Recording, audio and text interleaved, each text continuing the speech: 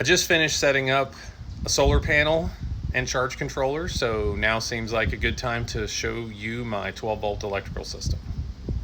As you know, I like to do things on the cheap, but not too cheap. I'm not one to go spend a bunch of money on the most expensive, newest things when off-the-shelf stuff works really well. So let me show you the battery. Walmart Deep Cycle marine battery. I wasn't going to waste a bunch of money on lithium ion or gel when so far, after about 15 days camping total, this is doing just fine. I have a master cutoff switch wired to the battery box outside. All my battery connections are 10 gauge wire. This is my control center off Amazon, like everything else. It works out really well. I like it a lot, and the switches and the round sockets are pretty standard, so you can change things out if you want to put something else in these spots. I chose to use terminal blocks anywhere wiring is coming together, just in case we're on the road and something goes squirrely, you can access the wiring without having to take cabinetry apart. The solar system I just installed is the Renogy 100-watt starter kit. This is their charge controller, wired to the outside and the solar panel with 10 gauge wire. As a backup system when we're on shore power, I found this regular trickle charger to be more than sufficient, again, on all of our trips so far.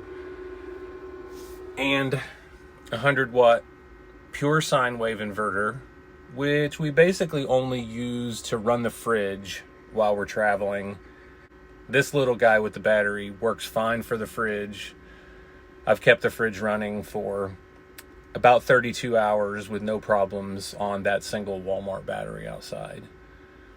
Inverter has no problem running my Costco fridge, which does pull about 300 watts when it starts up, but as it's running, settles down about 90 watts. My 1,000-watt inverter will not run the microwave. Now, to be clear, the microwave will start. It spikes about 1,300 watts when it starts, and it runs, but you can tell it's not right, and I didn't run it long enough to try to cook anything. It clearly does not sound happy. I doubt I'll use it very often, but I was pleasantly surprised with this Bestech 1,000-watt inverter was able to run my Nespresso, so I can have morning espresso, even though that unit pulls about 1,200 watts when it starts and bounces between 5 to 8 while it's making a pour. And this is the 100-watt monocrystalline panel that came with the Renogy starter kit. I gotta tell you, for 150 bucks on Amazon, I'm pretty impressed with this starter kit. I ran the battery all night with the fridge, pulled my battery down to 11.8. Then after about 5 hours of direct sunlight, I was topped off again and ready to go. Obviously, it doesn't deliver near as much current. I would have to guess on a cloudy day, after 8 hours, it's more like a trickle charge. This Renogy kit will let you put 4 panels together on the system. So we're headed out with it next weekend to really give it a try.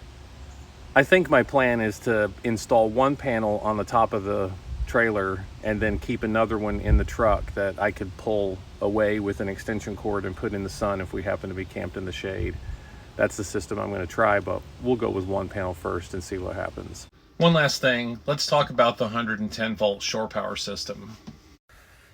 This trailer is so small, we made the decision early on that we would not formally do 110-volt wiring. So the shore power hookup comes through the corner here. It's wired directly to this power strip, which pokes through the missing wall into the countertop power strip. And that's it. I haven't wired any sockets.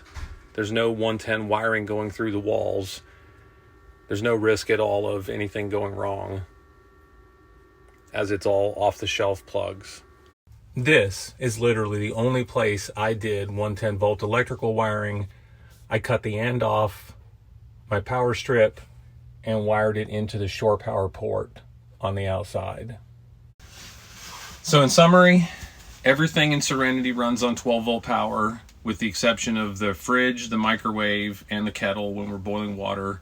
When we're plugged into shore power, we use the 110 electrical stuff.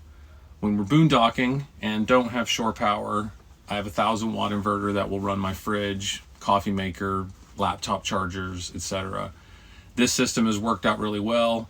We are not at all bothered by not having 110 outlets spread around a 12-foot trailer. There's just no need when an extension cord will reach from the front to the back. So that's the electrical setup. Hope this was useful.